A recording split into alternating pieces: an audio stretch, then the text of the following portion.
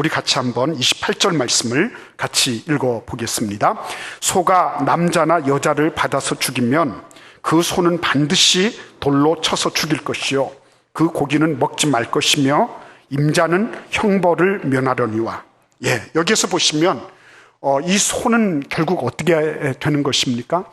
우발적인 사고라고 하는 것이 분명해졌을 때 소는 반드시 돌로 쳐서 죽여야 된다. 그리고 그 고기는 먹지 말라는 것입니다. 부정한 것이기 때문에 먹지 마라. 그리고 임자는 형벌을 면한다. 이렇게 말씀하고 있어요. 자, 여기에서 우리가 틀림없이 꼭 생각해야 되는 하나가 있는 것입니다. 그때 당시에 소에 대한 거는 굉장히 아주 희귀하고 소중한 재산 가치로 알려져 있었어요. 그죠? 근데 여러분, 이런 말씀을 이렇게 보면, 와, 이 생산 수단인데, 그 소 한 마리가 있음으로 말미암아 얼마나 생산력이 높아지고, 효율성도 제고가 되고, 그리고 온 마을 사람들이 행복할 것이냐는 거죠. 근데 그 소를 죽여요?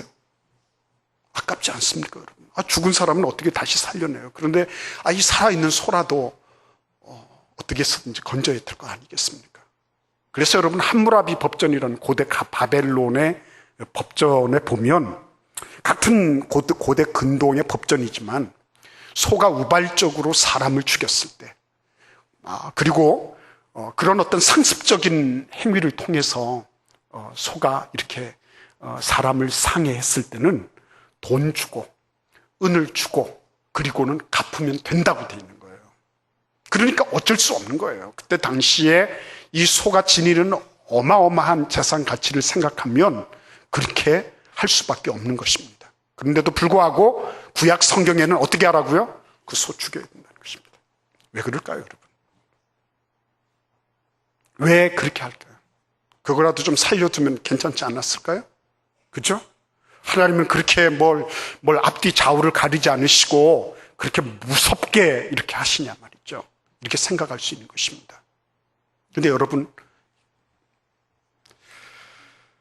정말 우리 가운데 이 소의 문제가 어떻게 보면 수단의 문제죠. 그죠? 수단과 목적에 대한 부분을 이해를 하지 못하면 이거는 말 그대로 하나님이 좀 너무하시다. 당시의 그 농경 형편이나 이런 농부들의 그런 그 아픔이나 이런 거를 모르시는 것 같다. 너무 잔혹하시고 너무 아무런 그런 인정머리 없이 모든 것을 행하시는 분이라고 생각할 수 있는 거예요. 근데 여러분, 정말 그렇습니까? 어떻게 생각하세요? 여러분들 혹시 그렇게 생각하지 않으세요? 소 때문에 일이 수월하게 됐어요. 노동력이 절감됐습니다. 그래서 잉여 시간이 남게 됐어요. 그리고 소 때문에 깊이 밭을 갈면서 수확량도 더 증대되게 됐어요. 잉여 농산물이 나오게 됐어요.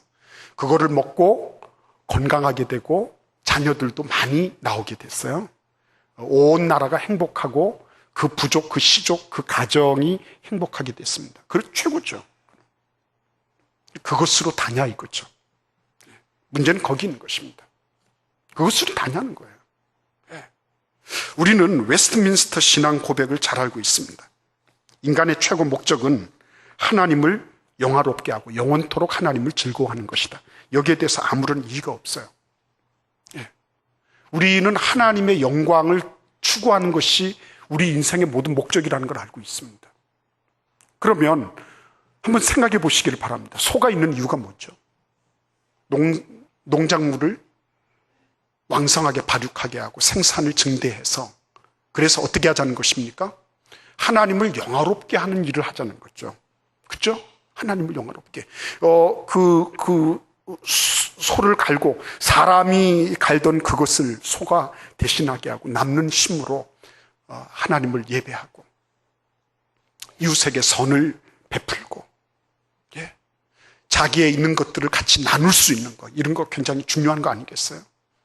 근데 지금 어떻게 된 겁니까? 소가 마땅히 죽어야 되는 이유가 어디에 있어요? 하나님이 지어놓으신 최상의 피조물이죠. 하나님의 형상을 닮았습니다.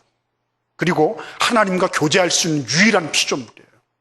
그리고 하나님께서 이 모든 피조세계를 다스리도록 하신 그런 아주 하나님의 위임령을 받아놓은 그런 인간입니다. 그래서 결국은 뭐 하라는 것입니까? 그 일을 통해서 하나님을 영화롭게 하도록 되어 있는 인간이에요. 근데 그 인간이 소에 바쳐서 그래서 비명의 횡사를 하게 됐다.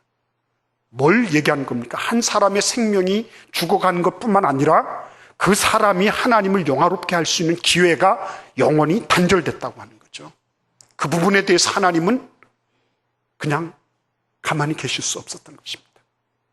한 사람 죽었는데 어떻게 하냐? 그 사람 뭐 살려낼 수도 없고 소라도 건사해야지. 이런 게 아니에요.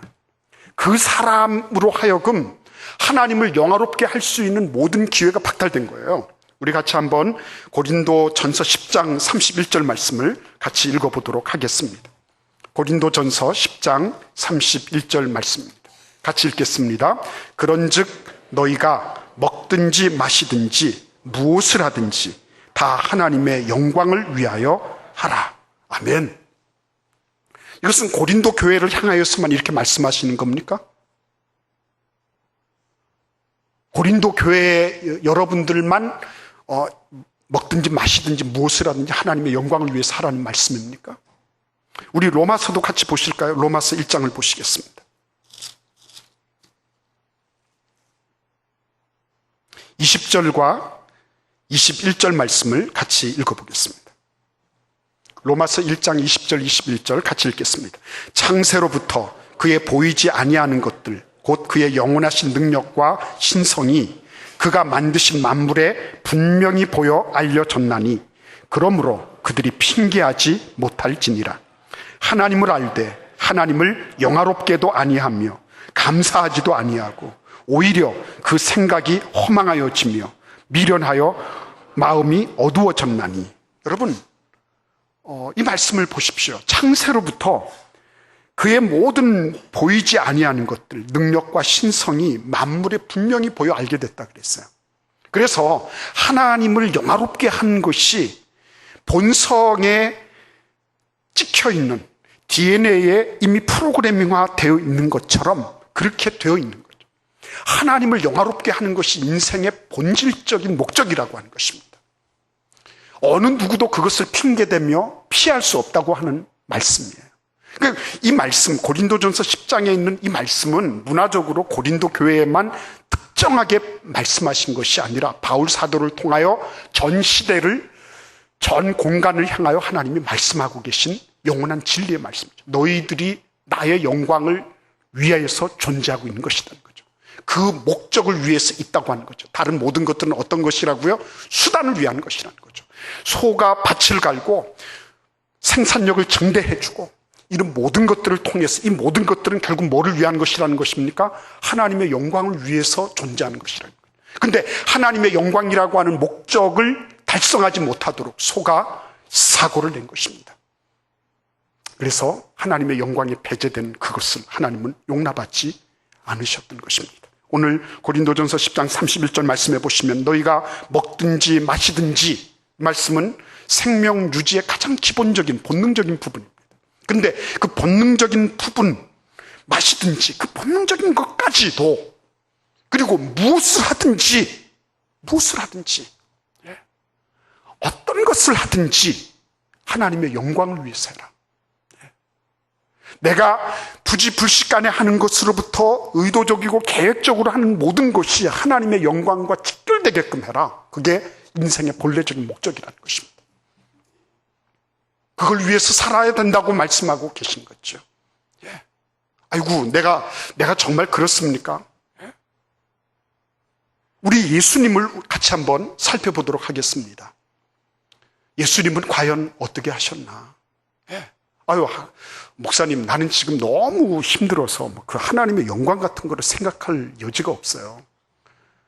목사님, 나는 너무나 피곤하고 힘듭니다. 이런 분들 많이 계시잖아요. 정말 힘든 세월을 지나고 있습니다. 근데 예수님께서는 어떻게 하셨나요? 우리 요한복음 9장을 살펴보겠습니다. 요한복음 9장 1절부터 3절을 함께 읽겠습니다. 예수께서 길 가실 때에 날 때부터 맹인된 사람을 보신지라. 제자들이 물어 이르되 랍비여, 이 사람이 맹인으로 난 것이 누구의 죄로 인함이니까? 자기니까? 그의 부모니까? 예수께서 대답하시되 이 사람이나 그 부모의 죄로 인한 것이 아니라 그에게서 하나님이 하시는 일을 나타내고자 하십니다. 이 불행한 사람이에요. 운명적으로 어떻게 그렇게 날 때부터 선천적인 시각장애를 가지고 태어난 맹인입니다. 근데 이 맹인의 문제를 단순하게 부모의 문제입니까? 안 그러면 그 아이가 어머니 뱃속에서부터 뭔가 음험한 짓을 해가지고 자기 죗값을 가지고서 나오는 바람에 그렇게 됐습니까? 라고 제자들이 묻는데 예수님은 뭐라고 답변하시죠? 예수님은 그것은 하나님의 하시는 일을 나타내기 위한 것이다. 하나님이 그를 위하여서도 뭘 예비하고 계시죠? 영광스러운 일을, 그를 통해서도 이 외통수로 걸려있는 이 운명적이고 어떻게 할 수 없는 그런 인생을 향해서도 하나님은 하시는 일이 있으시다고 말씀하시는 거예요. 내가 아무리 힘들고 어려워도 하나님이 하실 일이 있는 것입니다. 내가 아무리 봐서 이건 외통수야, 나는 어떻게 할 수가 없어 한다 할지라도 하나님이 드러내실 영광의 품짓은 있다고 말씀하시는 거예요. 그게 예수님의 말씀이에요. 예수님의 생각이었습니다. 여러분, 그 뒤에 요한복음 17장을 한번 넘어가 보겠습니다. 예수님께서 기도하시는 장면, 제자들 앞에서 공개적으로 기도하시는 장면입니다. 17장 1절을 같이 읽어보겠습니다. 예수께서 이 말씀을 하시고 눈을 들어 하늘을 우러러 이르시되 아버지여, 때가 이르러 싸우니 아들을 영화롭게 하사 아들도 아버지를 영화롭게 하게 하옵소서. 아멘. 여러분, 이 기도 마치시면 이제 잡혀서 가셔야 되는 거예요. 이제는 예수님께서 이 땅에서의 모든 삶을 끝내셔야 되는 그런 상황입니다. 그런데 예수님의 뇌리 속에 깊이 박혀있는 것이 무엇입니까? 아버지를 영화롭게 하는 거거든요. 예수님은 목적에 충실한 삶을 사셨어요. 심지어는 십자가마저도 그것을 하나님 아버지를 영화롭게 하는 도구로 삼으셨어요. 그 아픔과 고통과 수치와 부끄러움에 그 십자가조차도 하나님을 영화롭게 하는 도구로 사용하기를 원하셨어요. 우리가 하나님을 영화롭게 하지 못할 일이 어디 있겠습니까? 내가 힘들면 힘든 대로 하나님은 하나님의 일을 예비하고 계신 것입니다. 하나님께서 이 일을 통해서도 영광을 받으실 거야. 쉬우면 쉬운 대로, 이게 내가 잘해서 하는 것이 아니라 하나님의 은혜야. 하나님 모든 영광을 거두어 주세요. 밝으면 밝은 대로, 어두우면 어두운 대로, 잘 되면 잘 되는 대로, 안 되면 안 되는 대로 하나님은 우리의 삶의 목적에 합당한, 우리가 하나님의 영광을 돌릴 수 있는 모든 전방위적인 준비를 다 해놓고 계시는 거죠. 먹든지 마시든지 무엇을 하든지 하나님의 영광을 위하여 하라. 무엇이든지 우리는 하나님의 영광을 생각하고 그것을 통해서 일할 수 있고 그렇게 목적적인 삶을 살도록 하나님이 우리를 부르시고 계시다는 것입니다. 얼마나 행복한 일입니까? 너는 이 세상에 어쩔 수 없는 이 세상의 거대한 시스템 속에 너는 나사 하나밖에 지나지 않아. 너는 거기에서 그냥 그리스 한 방울 칠하고 똑 떨어뜨리고 그냥 기계 돌리고 한 번 그리고 마는 거야. 네 인생은 그런 인생이야. 너는 그렇게 수단적으로 살고 너는 그렇게 이용당하다가 끝나는 것이 네 인생이야 라고 세상이 얘기할 때 하나님은 아니야, 너는 그런 존재가 아니야. 너는 나의 영광을 위하여 하나님께서 내가 너를 불러내 그러한 복된 존재야. 둘도 없는 존재야. 그래서 하나님은 그 소를 말이죠, 함무라비 법전은 대충 은 몇 푼 주고 이렇게 소 살려내라고 얘기하고 있지만 하나님은 그 소가 아무리 중대하고 아무리 엄청난 재산 가치를 지녔할지라도 하나님의 영광을 드러내야 할 인간을 해했다고 하는 것 절대로 용납하실 수가 없었어요. 그 29절 말씀을 보십시오. 소가 본래 받는 버릇이 있고 그 임자는 그로 말미암아 경고를 받았을 때 단속하지 아니하여 남녀를 막론하고 받아 죽이면 그 소는 돌로 쳐 죽일 것이고 임자도 죽일 것이다 그랬어요. 무슨 말씀이죠? 이게 뭡니까? 상습적이고 반복적으로 소가 그런 버릇이 있는 것입니다. 그런데도 불구하고 그거를 이게 재산 가치니까 어떻게 하지를 못하는 거예요. 강아지들도 어떻게 합니까? 강아지들도 이게 막 주인을 몰라보고 막 물고 이러면 어떻게 해야 돼요? 신문지 돌돌 말아가지고 콧줄뱅이를 세게, 그죠? 세게 때려줘야 되는 거예요. 그래야지 이게 주인이구나. 주인의 사랑의 매를 달게 받겠습니다. 그리고 그때부터 제대로 복종하기 시작하는 거예요. 근데 이 소가 잘못됐는데도 불구하고 오냐오냐 했던 것 같아요. 근데 오냐오냐 한 것으로 끝나지 않습니다. 이 말씀을 70인 역에서 이렇게 번역할 때는 이 단속하지 아니하여 라고 하는 말, 이거를 단속하지 아니하여, 관리하지 않았다는 거죠. 주의를 기울여서 이 소가 그런 반복적인 행위, 사람을 치받는 이런 행위를 하지 못하도록 단속하지 않았다는 거예요. 그거를 어떻게 번역을 했냐면 쳐 죽이지 아니하여 이렇게 번역을 했답니다. 그런 일들이 자꾸 발생하는 걸 보면 빨리 그 소가 아무리 가치가 있든지 뭘 하든지 간에 죽여야 된다는 거예요. 다른 말로 말씀드리면 수단이 목적보다 더 앞서갈 것 같으면 그거를 처단해낼 줄 알아야 된다는 거예요. 내가 하나님의 말씀을 묵상하는데 텔레비전이 그게 어떻게 됐다, 그것 때문에 뭐가 힘들다, 아니라는 거죠. 내가 자꾸만 이 스마트폰 가지고 뭘 자꾸 인터넷 자꾸 이러는 바람에 보통 한 3시간 이상 한답니다, 사람들이. 그 하는 그 20대 30대들. 그러면 이거 빨리 처단해야 된다는 거죠.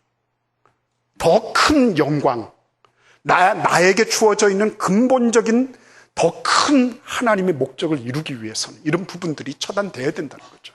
근데 경고를 받고 있는데도 불구하고 그거 그냥 내버려 뒀어요. 아니라는 것입니다. 여러분, 오늘 이 말씀 속에 빌립보서 3장 18, 19절 같이 한번 읽어보겠습니다. 내가 여러 번 너에게 말하였거니와 이제도 눈물을 흘리며 말하노니 여러 사람들이 그리스도의 십자가의 원수로 행하느니라. 그들의 마침은 멸망이요 그들의 신은 배역, 그 영광은 그들의 부끄러움에 있고 땅의 일을 생각하는 자라. 이렇게 말씀하십니다. 여러 번 했는데요, 결과는 뭐예요? 결과는 이 경고의 말씀을 듣지 않으면 하나님이 영광이 되는 생각, 그런 언어, 그러한 행위, 이러한 삶이 되지 않으면 결국 그들의 마침은 멸망이다. 그의 영광은 부끄러움이다. 이렇게 말씀하시는 겁니다. 그래서 우리가 이 과정 속에 이 한 가지를 잘 봐야 될 필요가 있다고 생각했습니다. 33, 34절 같이 읽어보겠습니다. 사람이 구덩이를 열어두거나 구덩이를 파고 덮지 아니하므로 소나 나귀가 거기에 빠지면 그 구덩이 주인이 잘 보상하여 짐승의 임자에게 돈을 줄 것이요 죽은 것은 그가 차지할 것이니라 그랬습니다. 이게 뭐죠? 소위 말하면 뒷손이 없는 거죠. 뭘 했어요? 열심히 했습니다. 열심히 했는데 끝까지 뒤처리가 안 됐습니다. 그러면 그 책임을 지는 거죠. 우리들 가운데도 공동체 안에서도 뭔가를 했어요. 근데 뒷손이 없어요. 뒷손이 없어요. 그건 곤란한 것입니다. 우리들 안에 혹시나 금전적인 어떤 거래가 있었다. 근데 그것이 세월이 지나갔다. 근데 뒷손이 없다. 뒤처리가 되지 않았다. 하나님께서 그걸 보고 계십니다. 여러분, 우리의 삶 속에서 진실된 것이 중요한 거죠. 진실된 거. 진정한 거. 내가 돈이 없는데 어떻게 갚을 수 있겠어요? 그렇죠?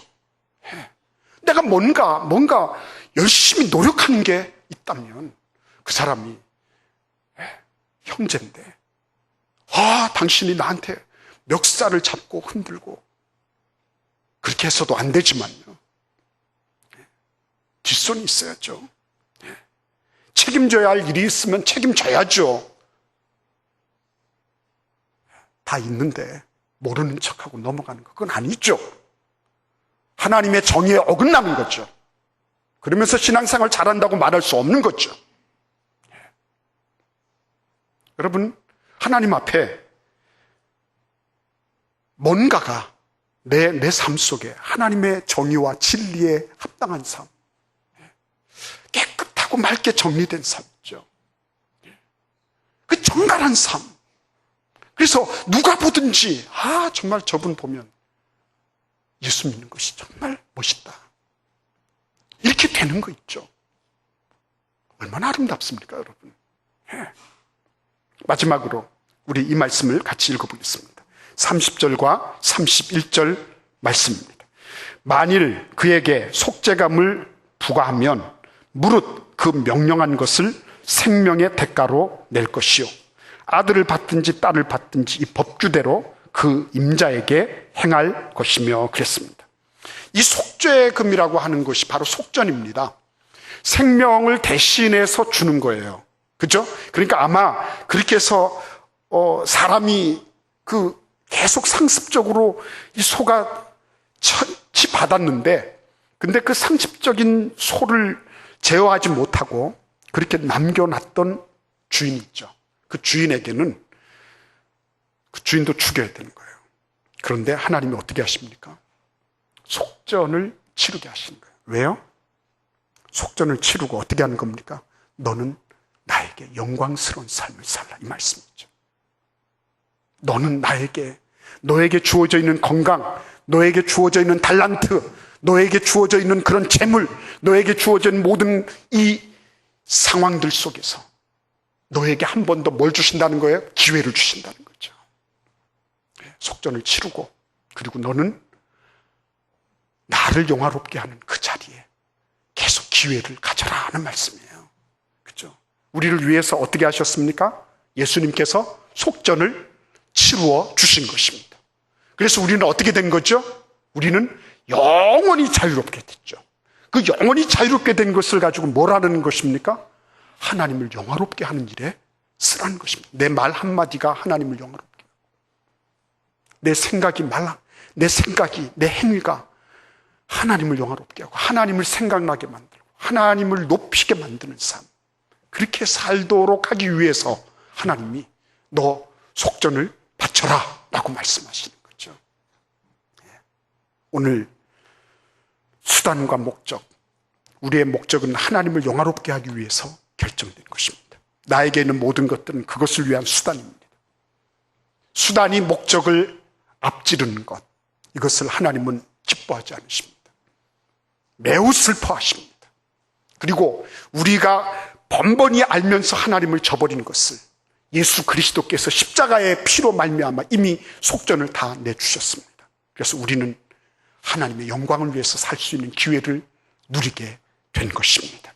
우리의 모든 마음과 생각과 뜻들이 하나님을 영화롭게 하는 삶 살아가는 그런 은혜와 축복이 있기를 기원합니다. 기도하겠습니다.